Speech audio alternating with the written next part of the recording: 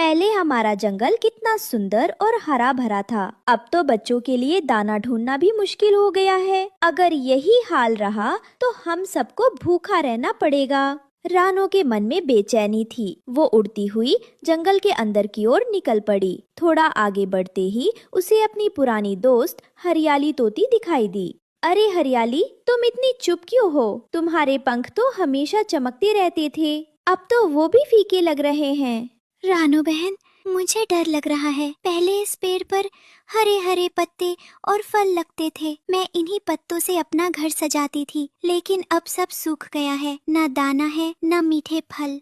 चिंता मत करो हरियाली, कुछ न कुछ हल जरूर निकलेगा। मैं देखती हूँ आगे जाकर क्या वजह है। रानो आगे बढ़ी तो उसे बिंदिया चिड़िया मिली। बिंदिया बहुत छोटी और फुर्तीली थी, लेकिन आज वो भी कमजोर और थकी हुई लग रही थी।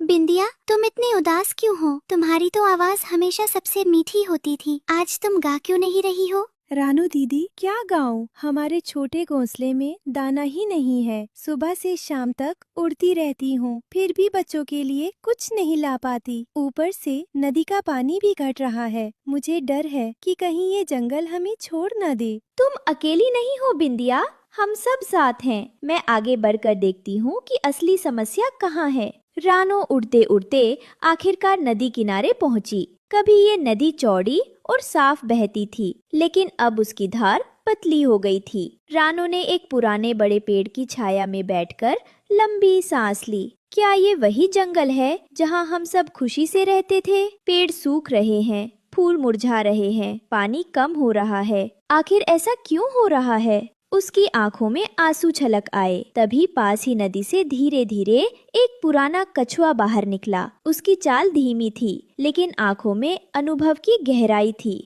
ओ रानो, उदास क्यों बैठी हो? अरे, आप कौन है दादाजी? मैंने आपको पहले कभी नहीं देखा।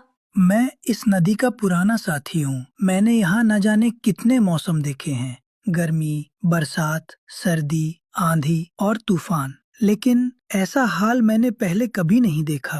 नदी का बहाव कम होना और पेड़ों का मुरझाना, ये सब बहुत अजीब है। तो फिर दादाजी, ऐसा क्यों हो रहा है? क्या जंगल हमेशा के लिए बीमार हो रहा है?